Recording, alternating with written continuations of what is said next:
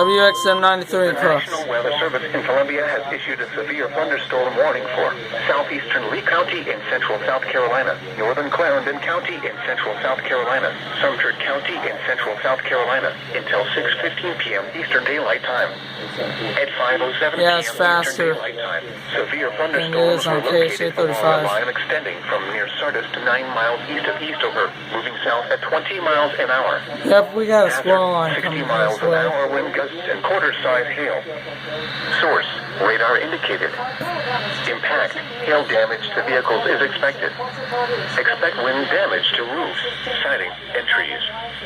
Locations impacted include Sumter, South Sumter, Millwood, Oakland, Mulberry, TURBEVILLE, Mayesville, PINEWOOD, TURBEVILLE. LYNCHBURG, PAXVILLE, Oswego, King Savannah, Wedgwood, Shiloh, Lakewood, East Sumter, Privateer, Statesburg, Cherryvale, and Daleville. For your protection, move to an interior room on the lowest floor of a building.